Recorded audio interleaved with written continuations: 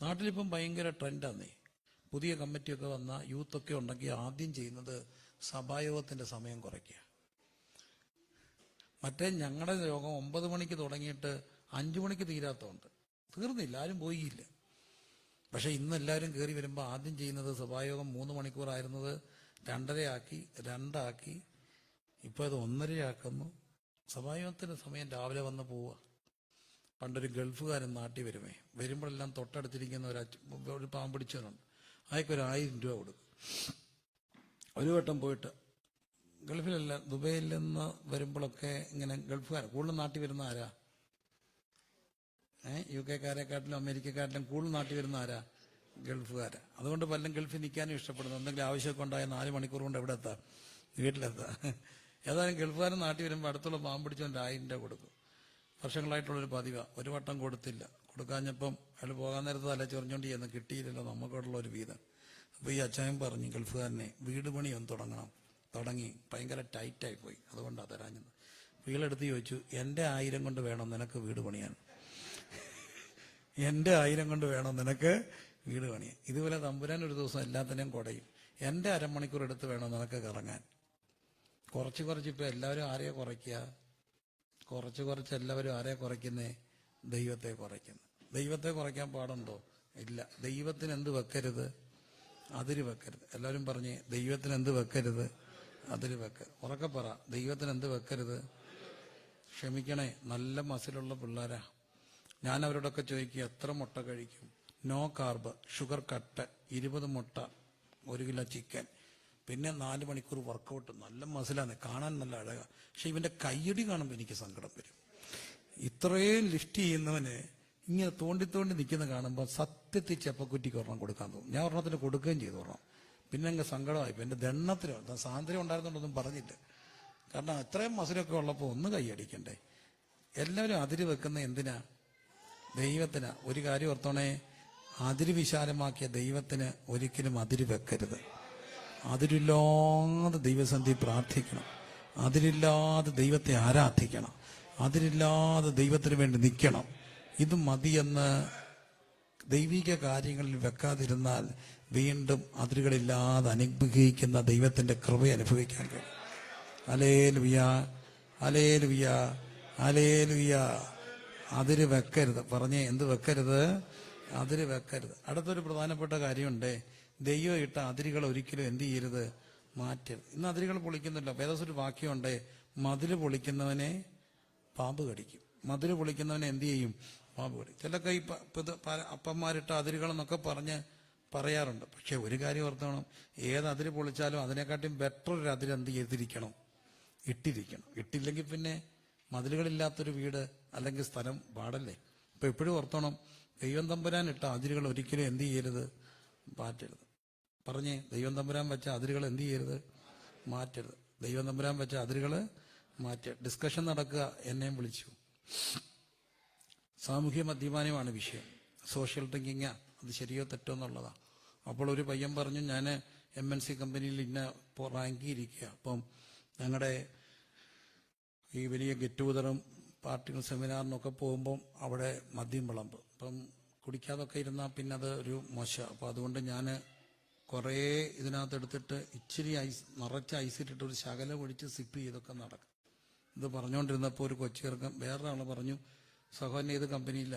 ഇന്ന കമ്പനിയില്ല.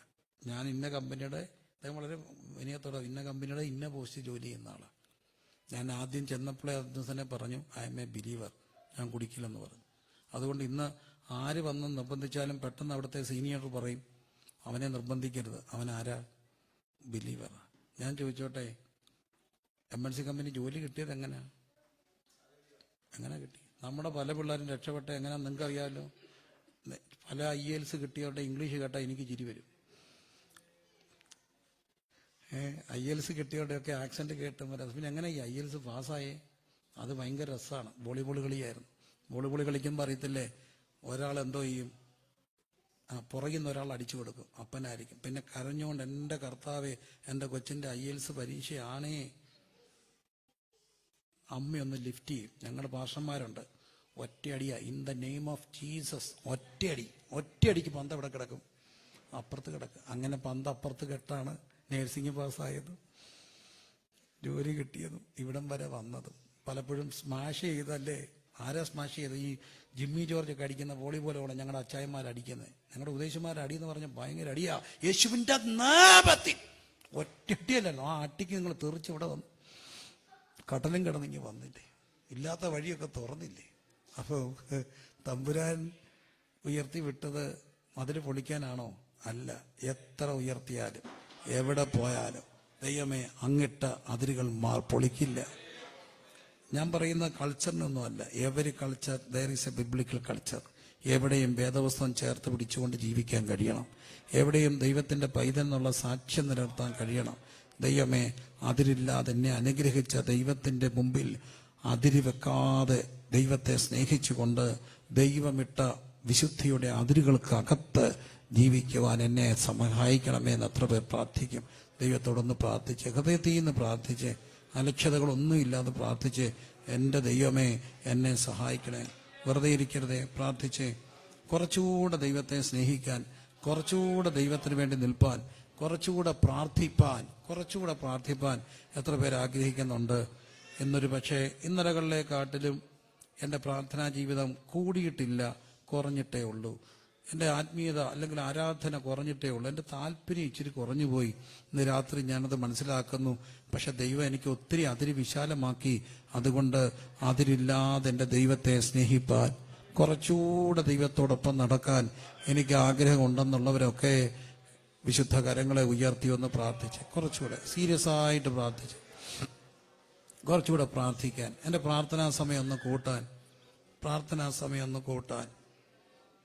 കുറച്ചുകൂടെ വേദപുസ്തകം വായിക്കാൻ, കുറച്ചുകൂടെ ഒറ്റയ്ക്ക് നടന്ന് പരിശുദ്ധാത്മാവിൽ പ്രാർത്ഥിപ്പാൻ, ഒരു പക്ഷേ അടുക്കളയിൽ വേല ചെയ്യുമ്പോൾ ഒക്കെ പ്രാർത്ഥിപ്പാൻ, പരിശുദ്ധാത്മാവിൽ പ്രാർത്ഥിപ്പാൻ എന്നെ സഹായിക്കണമേ എന്ന് എത്ര പേർ ആത്മാർത്ഥമായി ദൈവത്തോട് പ്രാർത്ഥിക്കും. ഇന്ന് രാത്രി ഒരു പുതുക്കത്തിന്റെ രാത്രിയാകട്ടെ. ഒരു പുതുക്കത്തിൽ ഇത് പോരാ കർത്താവേ, ഇത് പോരാ കർത്താവേ, എനിക്കിത് പോരാ. കർത്താവ് വരാറായി. ലോക സംഭവങ്ങൾ അത് വിളിച്ചറിയിക്കുന്നു. അതുകൊണ്ട് അതിര് വെക്കാതെ ദൈവത്തിന് വേണ്ടി പ്രവർത്തിക്കണം. സ്വർഗത്തിലേക്ക് നിക്ഷേപിക്കണം. എൻ്റെ നിക്ഷേപം സ്വർഗത്തിലാകണം. പ്രാർത്ഥിച്ച്, എല്ലാവരും പ്രാർത്ഥിച്ച്, ഹല്ലേലൂയ. തിരിഞ്ഞു നോക്കി ദൈവത്തിന് നന്ദി പറഞ്ഞ്, എവിടെയായിരുന്നു നാം, ഇന്ന് എവിടെയാണ്? എവിടെയായിരുന്നു, ഇന്ന് എന്താണ്? എങ്ങനെയാണ് ഇവിടം വരെ വന്നത്? കർത്താവേ, നിന്റെ കൃപ ഒരു സ്വപ്നം പോലെ എന്നെ നടത്തി. ഒരു സ്വപ്നത്തിൽ എന്ന പോലെ നമ്മളെ നടത്തിയ ദൈവത്തെ ഒന്ന് സ്തുതിച്ച്, ഒരു സ്വപ്നത്തിൽ എന്ന പോലെ നടത്തിയ ദൈവം, ഹല്ലേലൂയ. ദൈവം അതിരിട്ട് കാത്തു, അതിരുകളെ വിശാലമാക്കി. അതിര് വെക്കരുതേ, അതിര് പൊളിക്കരുതേ, അതിര് വെക്കരുതേ, അതിര് പൊളിക്കരുതേ. വീണ്ടും മുമ്പോട്ട് പോവുകയാണ്.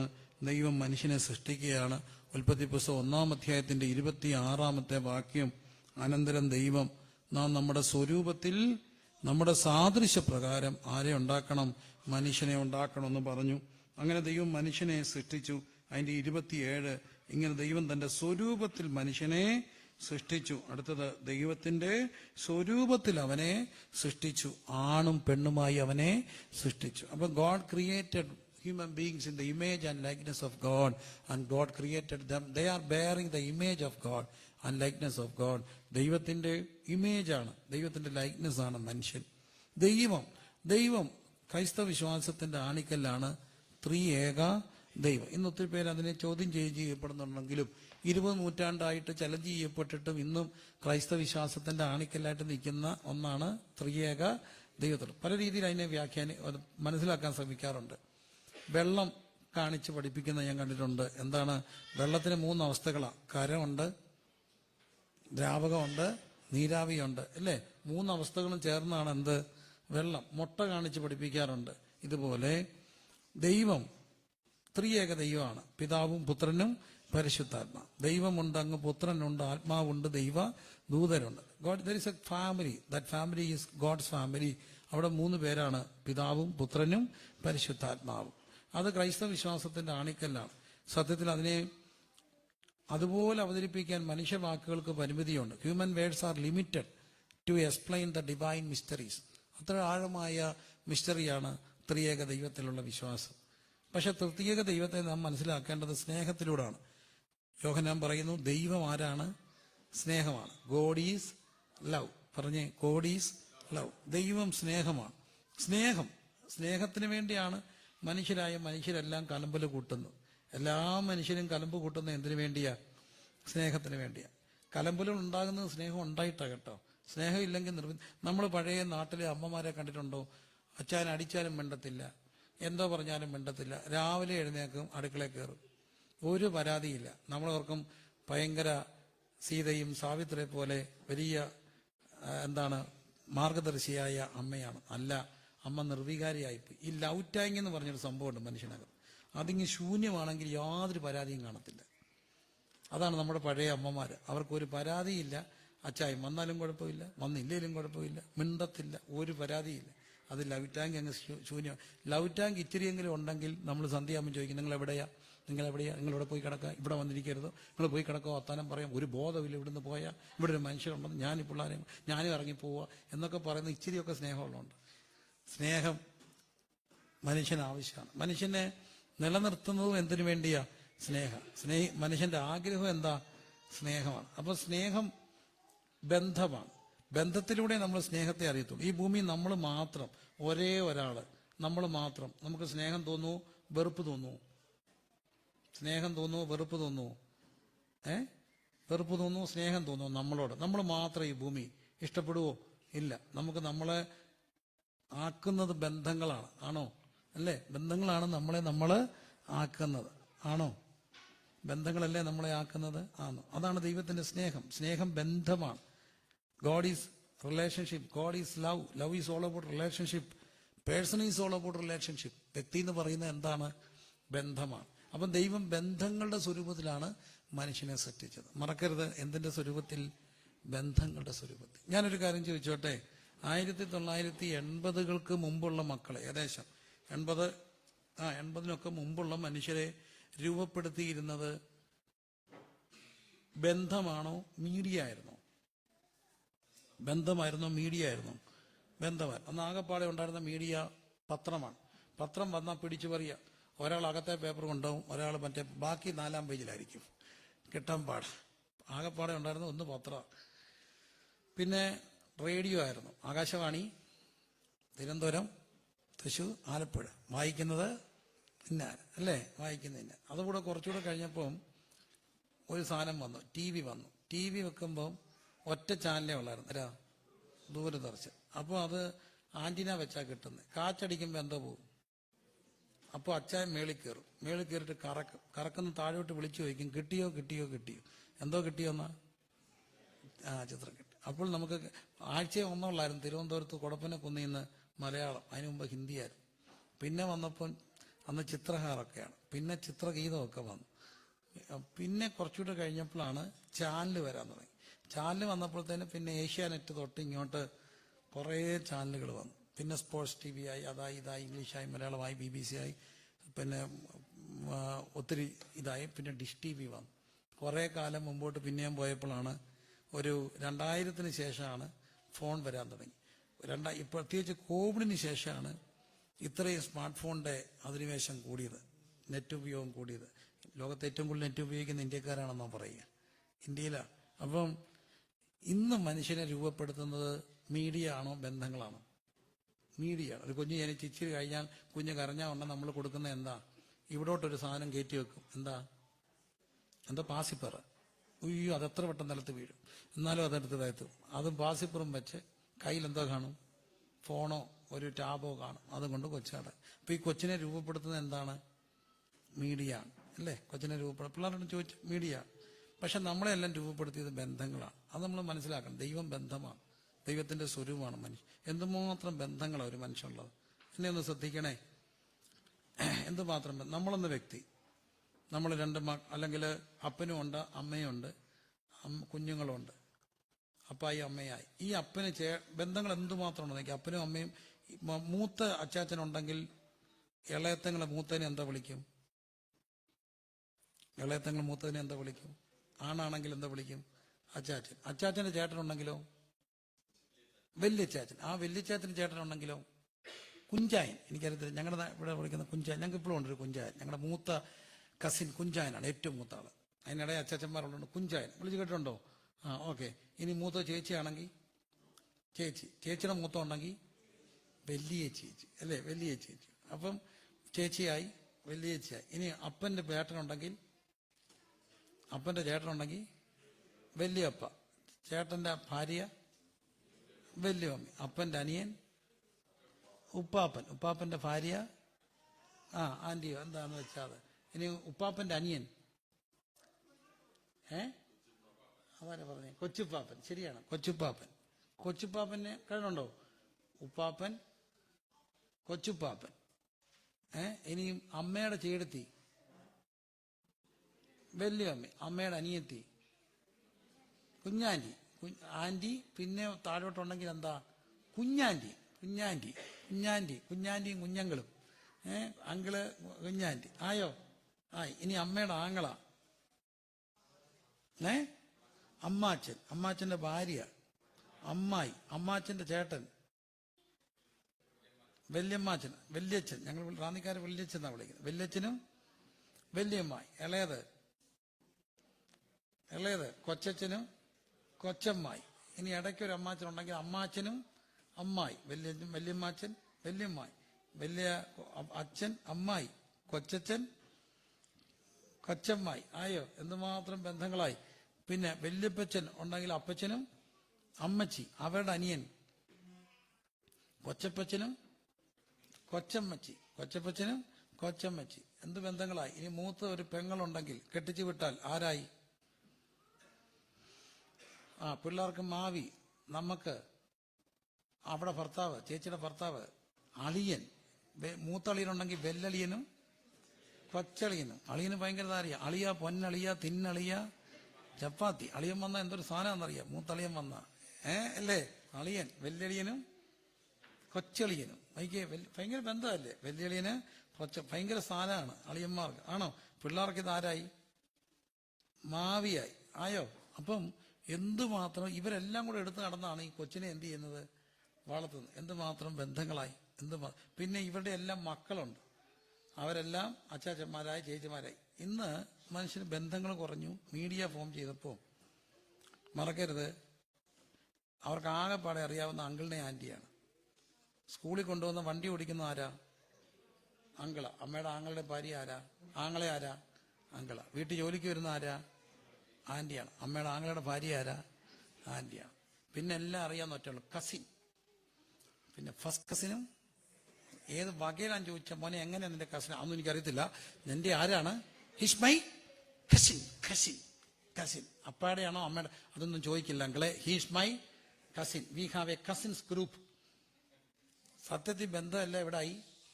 ഗ്രൂപ്പിലായി. ഫാമിലി പോലും സംസാരിക്കുന്ന എവിടായി? ഗ്രൂപ്പിലായി. അവനെ ബർത്ത്ഡേക്ക് വിഷ് ചെയ്തോ? ഞാൻ ഗ്രൂപ്പിലിട്ടായിരുന്നു. അവർ ഹാപ്പി ബർത്ത്ഡേ ഇടും, അതിൻ്റെ അടിയിലോട്ട് എല്ലാവരും ഒന്ന് ടാഗ് ചെയ്ത് നമ്മുടെ ബന്ധം തീർന്നു. നേരെ വിളിച്ച് പറയത്തില്ല, എല്ലാവരും ടാഗ് ചെയ്ത് ഹായ് ഹാപ്പി. ഇതൊന്ന് വിളിച്ച് പറഞ്ഞായിരുന്നെങ്കിൽ എന്തൊരു സന്തോഷമാണ്. ഇങ്ങനെ ഒന്ന് ഞെരുക്കിയിട്ട് താഴെ ഒരു ഗ്രൂപ്പ് കൈ, തീർന്നു നമ്മുടെ ബന്ധം. സത്യത്തിൽ ഇന്ന് മനുഷ്യന്റെ എന്തോ സ്വരൂപം, ദൈവത്തിന്റെ സ്വരൂപത്തിൽ തീർന്ന മനുഷ്യൻ ബന്ധത്തിന് വേണ്ടി സൃഷ്ടിക്കപ്പെട്ടവനാണ്. എന്ത് കുറഞ്ഞു? ബന്ധങ്ങൾ കുറഞ്ഞു. ഇനി ഞാനൊരു ബന്ധക്കോസ്തിന്റെ പാസ്റ്റർ ആയതുകൊണ്ട് പറയാം, ഭയങ്കര ബന്ധമായിരുന്നു പാസ്റ്റർമാർക്ക്. ഞങ്ങളുടെ പാസ്റ്റർ അപ്പച്ചനും പാസ്റ്റർ അമ്മച്ചിയും എന്തോ ബന്ധമെന്നറിയാം. പാസ്റ്റർ അമ്മച്ചിയും പാസ്റ്റർ അപ്പച്ചനും. കുറച്ചുകൂടെ കൊച്ചു പിള്ളേരാണെങ്കിൽ പാസ്റ്ററും പാസ്റ്റർ ആന്റിയും. പാസ്റ്റർ അപ്പച്ചനൊക്കെ ഇപ്പോൾ ഈ പെട്ടെന്ന് 1 വർഷം 2 വർഷം ഇരുന്ന് പോകുന്നവരല്ല. വർഷങ്ങളിരുന്ന് ഇതുപോലെ IELTS പാസ്സായി, നേഴ്സിംഗ് പാസ്സായപ്പോൾ സ്മാഷ് ചെയ്ത് അപ്പുറത്തിട്ട് അടിച്ച അമ്പച്ചനാ. അപ്പോൾ അമ്മ ഇടയ്ക്കിടയ്ക്ക് പറയും, അവർ വന്നിരുന്ന അന്ന് നിനക്ക് വേണ്ടി എന്ത് ചെയ്താ? ഉപവസിച്ചാ. നിനക്ക് ശമ്പളം കിട്ടുമ്പോൾ ആരെ മറക്കരുത്? പാസ്റ്റർ അപ്പച്ചനെ മറക്കരുത്. അയക്കുമ്പം കല്യാണത്തിലൊക്കെ ഞാൻ കണ്ടിട്ടുണ്ട്, പിള്ളേർ വല്ലതൊക്കെ കൊടുക്കുമ്പോൾ അമ്മച്ചി 10 പേരെ കാണിക്കും. കൊച്ചെനിക്ക് എന്ത് ചെയ്തതാ? എടുത്തു തന്ന. എന്നാലും അവളെന്നെ എന്ത് ചെയ്തില്ലല്ലോ? മറന്നില്ലല്ലോ. ഭയങ്കര സന്തോഷമാണ്. പക്ഷെ ഇന്ന് മനുഷ്യന്റെ എന്ത് കുറഞ്ഞു? ബന്ധങ്ങൾ കുറഞ്ഞു പോയ ലോകം. അതുകൊണ്ടാണ് വേദപുസ്തകം ധ്യാനിക്കുമ്പോൾ ഓർക്കപ്പെടേണ്ട കാര്യം, നാം ദൈവത്തിന്റെ സ്വരൂപമാണെങ്കിൽ നമ്മെ സൃഷ്ടിച്ചതും എന്തിനു വേണ്ടിയാ? ബന്ധങ്ങൾക്ക് വേണ്ടിയാ. ബന്ധങ്ങൾ അറ്റുപോകുന്ന ഒരു ലോകത്ത് ദൈവത്തോടടുക്കുന്നവന് ബന്ധങ്ങൾ കൂടും. Blood is thicker than water എന്നൊരു ചൊല്ലുണ്ട്, കേട്ടുണ്ടോ? Blood is thicker than water. പക്ഷെ ഇന്ന് തന്നെ ബ്ലഡ് ഒട്ടാത്ത ഒറ്റ കാര്യം, എല്ലാം മിനി ആസ്പിറിൻ എടുക്കുന്നുണ്ട്. ആസ്പിറിൻ എടുത്ത് ബ്ലഡ് തിന്നറായി. അതുകൊണ്ട് ബ്ലഡ് എന്ത് ചെയ്യുന്നില്ല, ഒട്ടുന്നില്ല. അതുകൊണ്ട് നിങ്ങളെല്ലാം എക്കോസ്പ്രിൻ നിർത്തുക, കുറച്ചുകൂടെ ഒട്ടിപ്പിടിക്കാൻ തയ്യാറാകുക. അതല്ലേ മനുഷ്യൻ ബന്ധങ്ങൾ ഒട്ടുന്നില്ല.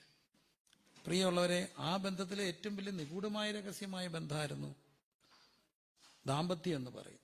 ദാമ്പത്യ ബന്ധങ്ങൾ അതിലും വലിയൊരു രഹസ്യമാണ്. അതുകൊണ്ടാണ് പൗലോസ് പറയുന്നുണ്ട്, ഈ രഹസ്യം വലുത്, ഞാൻ ക്രിസ്തുവിനെയും. അതൊരു വലിയ രഹസ്യമാണ്. ആ രഹസ്യത്തെ നമുക്ക് ഒരിക്കലും വാക്കുകൾ കൊണ്ട് പറയാൻ കഴിയില്ല. രണ്ടുപേരും ഒന്നിച്ച് ജീവിക്കാൻ തുടങ്ങുമ്പോൾ മരണം വരെ ജീവിക്കുക. എങ്ങനെയാ ജീവിക്കുക നമുക്ക് പോലും അറിയില്ല. പ്രശ്നങ്ങളൊക്കെ ഉണ്ടെങ്കിലും അതങ്ങ് ജീവിച്ചു പോവുകയല്ലേ. എന്തുകൊണ്ടാ? ആ ബന്ധം, ആ രഹസ്യം വലുതാ. ഞാൻ ക്രിസ്തുവിനെയും സഭയെ ഉദ്ദേശിച്ചാ പറയും. ആ രഹസ്യത്തിലാണ് കുഞ്ഞുങ്ങൾ ജനിക്കുക. ഭർത്താവിന്റെ സ്നേഹം ഭാര്യയുടെ ഹൃദയത്തിൽ നിറയുമ്പോൾ സംപ്രീതനായ ദൈവം തമ്പുരാൻ അവളുടെ ഉദരത്തിൽ കൊടുക്കുന്ന സമ്മാനമാണ് കുഞ്ഞുങ്ങൾ എന്നാണ് പറയുക. ഭർത്താവിന്റെ സ്നേഹം ഭാര്യയുടെ ഹൃദയത്തിൽ നിറയുമ്പോൾ സംതൃപ്തിപ്പെടുന്ന കർത്താവ് അവളുടെ ഉദരത്തിൽ കൊടുക്കുന്ന സമ്മാനമാണ് ആര്? കുഞ്ഞുങ്ങൾ. അപ്പം കുഞ്ഞുങ്ങളിലൂടെ അവര് ദൈവത്തിന്റെ പ്രവൃത്തിയെ കാണുക. മക്കൾ ദൈവം നൽകുന്ന ദാനവും ഉദരഫലം അവിടുന്ന് തരുന്ന പ്രതിഫലമാണ്. ഈ ബന്ധങ്ങളുടെ എല്ലാം രക്തത്തിന്റെ ഒരു വിലയാണ്. അതുകൊണ്ടാണ് ദൈവം മനുഷ്യനെ കുറിച്ച് പറയുന്നത്, അവൻ ദൈവത്തിന്റെ സ്വരൂപമാണ്, ദൈവത്തിന്റെ സാദൃശ്യമാണ്. ഒരു നിമിഷം ബന്ധങ്ങളിൽ വിള്ളലുകൾ ഉണ്ടാകാൻ പാടില്ല. പക്ഷെ ഇന്ന് മനുഷ്യന് പണം കൂടിയപ്പം ബന്ധം കൂടിയോ ബന്ധം കുറഞ്ഞോ? പണവും സംവിധാനങ്ങളും കൂടിയപ്പം ബന്ധം കൂടിയോ ബന്ധം കുറഞ്ഞോ? സത്യസന്ധമായി പറഞ്ഞാൽ എന്ത് കുറഞ്ഞു? ബന്ധങ്ങൾ, അല്ലേ? ബന്ധങ്ങൾ കുറഞ്ഞു. അതിലേറ്റവും വലിയൊരു ബന്ധമാണ് അപ്പനും അമ്മയുമായിട്ടുള്ള ബന്ധം. അതും ഇന്ന് എവിടെയൊക്കെ ഒന്ന് കുറയുക. ഒത്തിരി മക്കളുടെ വിദേശ മലയാളികളെ എനിക്ക് പരിചയമുണ്ട്. ഞാൻ എന്തുമാത്രം വീടുകളിൽ താമസിച്ചിട്ടുണ്ട്. ചിലരൊക്കെ എന്നോട് പറയും, ഇനിയിപ്പം നാട്ടിലോട്ട് പോകുന്നുണ്ടോ, എപ്പോഴാണ് പോകുന്നു ചോദിച്ചാൽ പറയും പോകുന്നില്ല. എന്താ കാര്യം? അവിടെ ആരെ കാണാൻ പോവുക? അപ്പനും പോയി അമ്മയും പോയി. അപ്പനും അമ്മയും പോയാൽ പിന്നെ എന്തിനാ നാട്ടിൽ പോവുക? മറ്റേത് പറയാതൊക്കെ ചെന്നാൽ പോലും വരുന്നുണ്ടെന്ന് അറിഞ്ഞാൽ നമ്മൾ പറയും, അച്ചായൻ വരണ്ട, ടാക്സി വിട്ടാൽ മതി, ഇന്നോട് പറഞ്ഞിട്ടുണ്ട്. എന്നാലും പെട്ടിയും വലിച്ചുകൊണ്ട് കൊച്ചി എയർപോർട്ടിൽ ഇറങ്ങി വരുമ്പോൾ ആ വാതിക്കെ എത്തി നോക്കി ഒരാൾ കാണും. ആരാ? അപ്പന. കയറുമ്പോൾ നമ്മൾ ദേഷ്യപ്പെടും, വയ്യാതെ വെളുപ്പാങ്കാലത്ത് വന്ന് നിൽക്കുക, വല്ല ആവശ്യമുണ്ടാകും, ഇത്രയും വയ്യാഞ്ഞിട്ട് വന്നേ എന്തിന്? എന്നാലും അപ്പം പോയി കഴിയുമ്പോഴാണ് ഇങ്ങനെ പെട്ടിയും വലിച്ചുകൊണ്ട് വരുമ്പോൾ നമുക്ക് തോന്നും അവിടെ ആരും കാത്തിരിപ്പില്ല. ഊബർ വിളിച്ച് കാറിന്റെ സീറ്റേ കയറി ഇരിക്കുമ്പോഴാണ് ഓർക്കുക കാത്തിരിക്കാൻ ആരുമില്ലാത്തൊരു മനുഷ്യൻ. കാത്തിരിപ്പിന്റെ വിലയൊക്കെ പിന്നെ പഠിക്കുള്ളൂ. മറക്കരുത്. കൂടപ്പിറപ്പുകളും അതുപോലെ. കൂടപ്പിറപ്പുകളുടെ ബന്ധം വലുതല്ലേ. ഞാൻ സാറിന് പറയാറുണ്ട്, എൻ്റെ അപ്പം മരിച്ചുപോയി, അമ്മ 2010 മരിച്ചു. ഞാൻ എവിടെ പോയിട്ട് വന്നാലും, അന്ന് എൻ്റെ ഒരു ജീപ്പും ഒരു ബൈക്കും ഉണ്ട്. എൻ്റെ ബൈക്കിന്റെ ശബ്ദം കേൾക്കുമ്പോൾ 1 മണി 2 മണിയാണ് ഞാൻ മിക്കപ്പോഴും വരിക.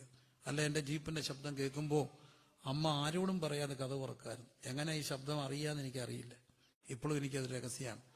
എന്ത് വണ്ടികൾ പോകുന്ന റോഡിന്റെ സൈഡിൽ താമസിക്കുന്ന എൻ്റെ അമ്മ വീടിന്റെ ശബ്ദം, മകന്റെ ജീപ്പിന്റെ ശബ്ദം കേൾക്കുമ്പോൾ എങ്ങനെ അമ്മ അറിയുക? ആരും വിളിക്കണ്ട, അമ്മ കഥ തുറക്കും. 2010 അമ്മ മരിച്ചു കഴിഞ്ഞ് അപ്പനുണ്ടായിരുന്നു. ഞാനിങ്ങനെ യാത്രയൊക്കെ കഴിഞ്ഞ് വരുമ്പോൾ നോക്കിയിരിക്കും. 1 മണിയൊക്കെ 12:45 ആകുമ്പോൾ എനിക്ക് കോള് വരും, നീ എവിടെ ആയെന്ന്. വരുന്നുണ്ട്. ചെല്ലുമ്പം 1 മണി 2 മണി വരെയൊക്കെ ആണെങ്കിലും ആ കസേരയിൽ ഇങ്ങനെ ചാരി കസേര കിടക്കും. കിടന്നിട്ട് എഴുന്നേറ്റ് പോകുമ്പോൾ, എൻ്റെ വെട്ടം കാണുമ്പോൾ എഴുന്നേറ്റ് പോകും. ഓക്സിജൻ സിലിണ്ടർ അടുത്ത് കാണും, ആരെങ്കിലും വലിച്ചുകൊണ്ട് പോകും. ഇങ്ങനെ എഴുന്നേറ്റ് പോകുമ്പം കൈലി എല്ലാം ഊർന്നു പോകും. ആ കൈലി ഇങ്ങനെ ഊത്തിപ്പിടിച്ച് പതുക്കെ നടന്ന് മിണ്ടാതെ അങ്ങ് പോയി കിടക്കും. ഇടയ്ക്ക് ചോദിക്കും എവിടെ ആയെന്ന്. എന്ന് അപ്പനും പോയി അമ്മയും പോയ പിന്നെ ഞാൻ മനസ്സിലാക്കുന്നൊരു സത്യമുണ്ട്, ഭാര്യ എവിടെ പോയി എവിടെ ആയെന്ന് ചോദിക്കുമെന്നല്ലാതെ എവിടെ ആയെന്ന് ചോദിക്കാൻ ആരാ ഉള്ളേ? എവിടെ ആയെന്നാ ചോദിക്കാൻ ആരാ ഉള്ളേ? ബന്ധങ്ങൾ. കൂടപ്പിറപ്പും പോയി. എത്രയോ വട്ടം ഞാൻ അറിയാതെ വണ്ടി ഓടിച്ച് ഓട്ടോമാറ്റിക്കായിട്ട് അവിടെ ചെന്ന് വാതുക്കൽ, അപ്പോഴാ ഓർക്കുക അവളും മരിച്ചുപോയി, പിള്ളേരെ കെട്ടിച്ചും വിട്ടു, അടിയും വേറെ പെണ്ണും കെട്ടി, എവിടെ പോവുക? എൻ്റെ ഏറ്റവും വലിയ സങ്കടം ഇന്ന് പെങ്ങൾ മരിച്ച പിന്നെ അവധിക്ക് ഞാൻ പിള്ളേരെ എവിടെ വിടും? ഇടയ്ക്കിടയ്ക്ക് കൊച്ചുങ്ങൾ ചോദിക്കും, അവധിക്ക് എവിടാ എന്നെ വിടുക? മറ്റേ അവധിക്ക് വിടുന്നത് പെങ്ങളുടെ വീട്ടിലായിരുന്നു. അവധിയായ അവൾ വയ്യായെങ്കിലും കൊണ്ടുപോകായിരുന്നു. 10,500 വിശ്വാസികളുള്ളൊരു ദൈവദാസന്. പക്ഷെ എൻ്റെ കൊച്ചിനെ ഞാൻ അവധിക്ക് എവിടെ വിടും? അവൻ ചോദിക്കും, അവധിക്ക് എന്നെ എവിടെ വിടുക? ഏറ്റവും വലുത് ദൈവം തന്ന ബന്ധങ്ങളാണ്. പക്ഷെ ഈ മനുഷ്യരെല്ലാം പിണങ്ങി ജീവിക്കുക. മനുഷ്യരെല്ലാം പൈസയുടെ പേര് കണക്കും പറഞ്ഞ് അതും പറഞ്ഞ് ജീവിക്കുക. മറക്കരുതേ, ദൈവം നമ്മെ വിളിച്ചത് ബന്ധത്തിന് വേണ്ടിയാ, ബന്ധങ്ങൾക്ക് വേണ്ടിയാ. എല്ലാ കണ്ണുകളും ഒന്ന് അടച്ച് എല്ലാ ബന്ധങ്ങളെ ഒന്ന് ഓർത്തേ. ആരോടെങ്കിലും പിണങ്ങിയിരിപ്പുണ്ടോ? ഇനി ആരെയെങ്കിലും വിളിക്കാനുണ്ടോ? ഒരു കാര്യമില്ലാതൊക്കെയാ ചെല്ലൊക്കെ. ചെറിയൊരു കാര്യത്തിന് അപ്പനോട് പിണങ്ങിയ ഒരു മനുഷ്യൻ, ഒരു ചെറുക്കൻ, ഒരു കൊച്ചൻ അമേരിക്കയിലാ. ഞാനൊരിക്കൽ ഇങ്ങനെ പ്രസംഗിച്ച് അവിടെ ചെന്ന്, നീ അപ്പനോട് മിണ്ടാറുണ്ടോ കുഞ്ഞെ? അവൻ പോരാൻ നേരത്ത് എൻ്റെ ഈ കുറച്ച് സാധനം തന്നു. 3-4 അമേരിക്കൻ ഷർട്ടാ. എന്നെ കൊണ്ടു, പാഷേ ഒന്ന് കൊണ്ടു കൊടുക്കണം. ശരി മോനെ. ആ അപ്പൻ ഇമ്മൻസിലി റിച്ചാണ്. അയാളുടെ കീഴിൽ ഒത്തിരി ജോലിക്കാരുള്ളൊരു കമ്പനി നടത്തുന്ന മനുഷ്യൻ, അജാന ബാഹു സുന്ദരൻ, കോട്ടയത്തിനടുത്താ. ഞാൻ പറഞ്ഞു, ഞാനിങ്ങനെ അവിടെ പോയിട്ട് വരിക, മകൻ്റെ ഒരു സാധനം തന്നിട്ടുണ്ട്, സന്തോഷം. ഞാനിതുമായിട്ട് പോകുമ്പോൾ MC റോഡ് ബ്ലോക്കാ, പണി നടക്കുക. ഇയാൾ അപ്പുറത്ത് കാറിട്ടിട്ട് ഈ സുന്ദരനായൊരു മനുഷ്യൻ തേച്ചലക്കിയ, കോട്ടയംകാരൻ അച്ചായന, തേച്ചലക്കിയ ഷർട്ടും മുണ്ടൊക്കെ ഇട്ട് ഞാനിത് കൊടുത്തപ്പോൾ എൻ്റെ മുമ്പിൽ മുട്ടുകുത്തി നടുറോഡിൽ കരയ്യ. കുറേ നാൾ അവൻ ആഗ്രഹിച്ചു അവൻ്റെ ഒരു ഷർട്ട് കിട്ടാൻ. നന്ദിയുണ്ട് പാസ്റ്ററെ, വേണ്ടിയിട്ടല്ല, ഞാൻ കോട്ടൺ ഇടുന്ന ആളാ. എന്നാലും അവൻ എന്തെങ്കിലും കൊടുത്തു വിടുന്നത്. ഇന്ന് അയളും പോയി, ഇനി ഷർട്ട് കൊടുത്തു വിട്ടാലും മേടിക്കാൻ ആളില്ല. തമ്പുരാനെ, ജീവിച്ചിരിക്കുമ്പം കുറച്ചുകൂടെ ഒന്ന് സ്നേഹിക്കാനുള്ള കൃപ കിട്ടണമെന്ന് പ്രാർത്ഥിക്കുന്നവരെല്ലാം കണ്ണുകളെല്ലാം ഒന്ന് അടച്ച്. ഞാനിന്ന് ക്രൂശിനെ ദാനിക്കാനൊന്നും പറയുന്നില്ല. പക്ഷെ ഞാൻ ക്രൂശിൽ കണ്ടത് മുഴുവൻ ബന്ധമാ. ക്രൂശിൽ കണ്ടത് മുഴുവൻ ബന്ധ. എന്തിനപ്പാ എനിക്ക് മനുഷ്യനായി എന്നെ ജനിപ്പിച്ചത്? ബന്ധങ്ങൾക്ക് വേണ്ടിയാ. ഒരു കാര്യമില്ലാതെ മനുഷ്യൻ ഇടറിപ്പോവുകയാണ്. കണ്ണുകളെല്ലാം അടച്ചൊന്ന് പ്രാർത്ഥിച്ച് കുറച്ചുകൂടെ എല്ലാവരെയും സ്നേഹിപ്പാൻ, കുറച്ചുകൂടെ എൻ്റെ ബന്ധങ്ങളെ വാട്സപ്പ് ഗ്രൂപ്പിനപ്പുറത്ത് കാണാൻ, കുറച്ചുകൂടെ എൻ്റെ ബന്ധങ്ങളെ വാട്സപ്പ് ഗ്രൂപ്പിനപ്പുറത്തൊന്ന് സ്നേഹിപ്പാൻ എന്നെ സഹായിക്കണമെന്ന് എത്ര പേർ ദൈവത്തോട് പ്രാർത്ഥിക്കും. വളർന്നതും വളർത്തിയവരെയും ഒക്കെ ഒന്ന് ഓർത്തേ. ഇനി ആരൊക്കെ ബാക്കിയുണ്ട് ഒന്ന് വിളിക്കാൻ? ഓരോരുത്തർ ഇങ്ങനെ പൊഴിഞ്ഞു പോകുന്നതിന് മുമ്പ് കുറെ കൂടെ ഒന്ന് വിളിക്കാൻ. മനുഷ്യന്റെ ജാടയും മനുഷ്യന്റെ ധാഷ്ട്യവും മനുഷ്യനാണെന്ന് മറന്നുള്ള വൈരാഗ്യവും പിണക്കവും ഒക്കെ കാണുമ്പോൾ ഞാൻ ഈ കൊച്ചു മനുഷ്യരിൽ കാണുന്ന സ്നേഹം കണ്ട് അത്ഭുതപ്പെടുകയാണ്. കൊച്ചു മനുഷ്യരിൽ കാണുന്ന സ്നേഹം. 100 കിലോ പ്രായമുള്ള ഒരു അമ്മച്ചി എനിക്കുണ്ട്, ഞങ്ങളുടെ ചർച്ചിലെ. അമ്മച്ചി അസുഖമായിട്ട് കിടന്നിട്ട് കാണാൻ പോകാൻ ഒത്തില്ല. കാണാതെ ഞാൻ കയറിപ്പോന്നേ. ഇപ്പൊ ശ്വാസം മുട്ടുന്നോണ്ട് കമന്നാ കിടക്കുന്നേ. ഞാനോർത്ത് എന്നോട് പിണക്കായിരിക്കുമെന്ന്. ഞാനിവിടെ വന്നു കഴിഞ്ഞ് എന്നെ കൊണ്ടുവന്ന എൻ്റെ ഒരു അച്ചാച്ചനുണ്ട്, ഞങ്ങളുടെ സഭയിലെ മെമ്പർ കൂടാ. അമ്മച്ചി അച്ചായനെ വിളിച്ചെന്ന്, എൻ്റെ മോൻ അവിടെ ഉണ്ട്, അവൻ കാണാൻ വന്നില്ലെങ്കിലും സമയമില്ലാത്തോണ്ടാ, നീ അവനെ നോക്കിക്കോണേ, അവനെ സങ്കടപ്പെടുത്തല്ലേ. കൊച്ചു മനുഷ്യരുടെ സ്നേഹങ്ങൾ, വലിയ മനുഷ്യരുടെ, വലിയവെന്ന് ഞാൻ ഉദ്ദേശിക്കുന്നത് വിദ്യാഭ്യാസം കൊണ്ടും പണം കൊണ്ടും ഒക്കെ വലുതാകുമ്പോൾ, ഇല്ലാതാകുമ്പോൾ, വേദപുസ്തകം പറയുന്നൊരു ബന്ധമുണ്ട്. In his image and in his likeness. ആ അപ്പനെല്ലാം മോന് കൊടുത്തു, എല്ലാം പിതാവാൻ ദൈവം എല്ലാം മോന് കൊടുത്തു. എന്നിട്ട് ആ മോൻ എന്നും രാത്രി അപ്പനെ കാണാൻ പോവുക മലയുടെ മുകളിൽ. ആ അപ്പനും മോനും കൂടെ വെളുക്കോളം വർത്തനം പറയും.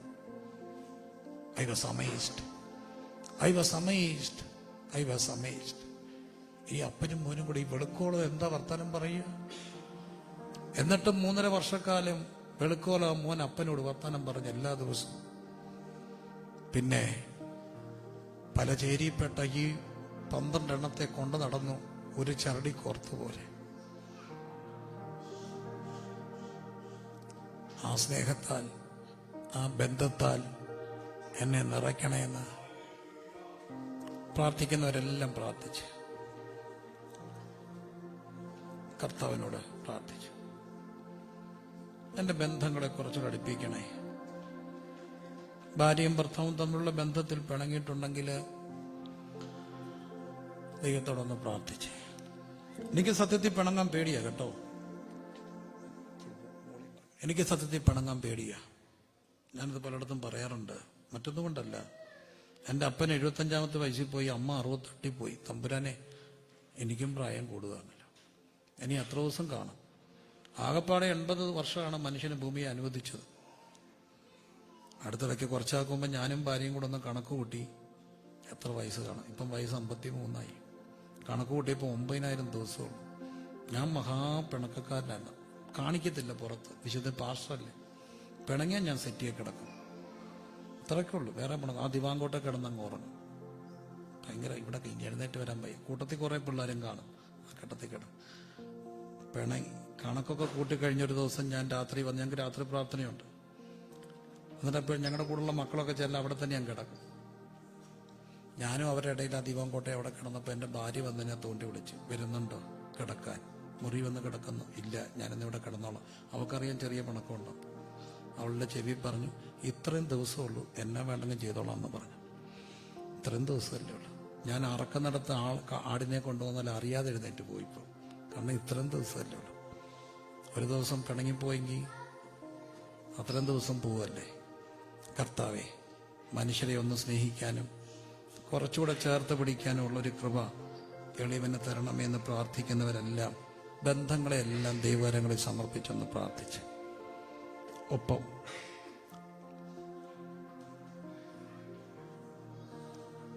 അവരൊക്കെ ഉള്ളതിൻ്റെയൊക്കെ വില. അപ്പനും അമ്മയും എൻ്റെ മരിച്ചുപോയി. ഇനിയും ബാക്കിയുള്ളത് വൈഫിൻ്റെ അപ്പനും അമ്മയാണ്. നിർബന്ധിച്ച് ഞാൻ അവരെ എൻ്റെ കൂടെ കൊണ്ടുവന്നു. അവർക്ക് സന്തോഷമാണ് പിള്ളേരെയൊക്കെ നോക്കാൻ. ഞാനൊരു ദിവസം സ്റ്റേറ്റ്സിൽ ഇരുന്നുകൊണ്ട് എൻ്റെ മോൻ എന്നെ വിളിച്ചു. അപ്പം ഞങ്ങളുടെ ഹോളും വീടും ഒക്കെ ഇങ്ങനെ അഡ്ജസ്റ്റൻ്റാ.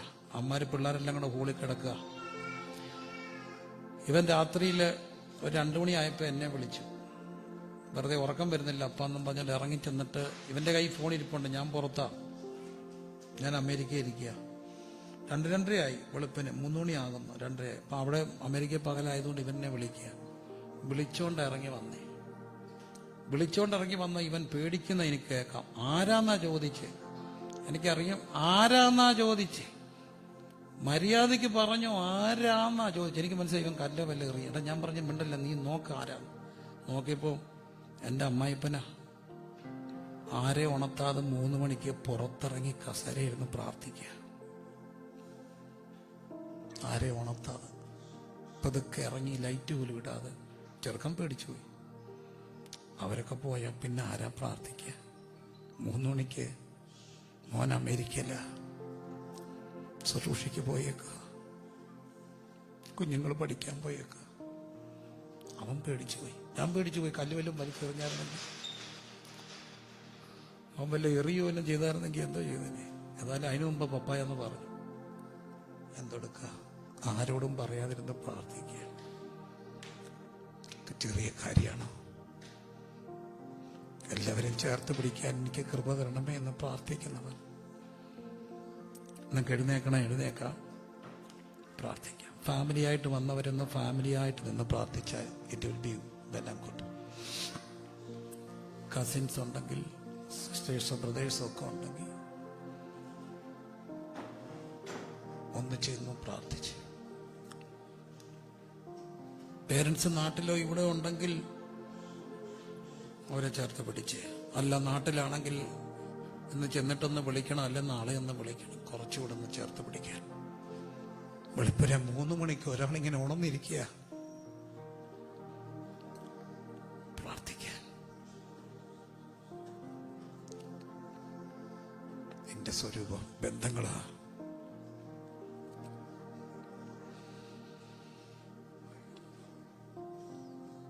പിന്നെ എന്റെ സഭ, എനിക്കെന്നും ഭയങ്കര ബഹുമാന സഭയോട്. പാസ്റ്റർക്ക് അസുഖം വന്നാൽ പ്രാർത്ഥിക്കാൻ, ഒരു വിശ്വാസിയെ കണ്ടില്ലെങ്കിൽ എന്താ തിരക്കാൻ, ഒരു അസുഖം വന്ന് കിടന്നാൽ ഓടി വരാൻ,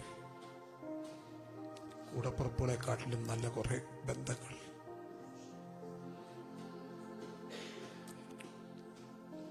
എല്ലാ ബന്ധങ്ങളെയും ചേർത്ത് പിടിച്ച് കരം കോർത്ത് പിടിച്ച് പ്രാർത്ഥിക്കാൻ താല്പര്യമുണ്ടെങ്കിൽ ചെയ്തേ. കുറച്ചുകൂടെ ഞങ്ങളുടെ ബന്ധത്തെ ഒന്ന് അടുപ്പിക്കണേ,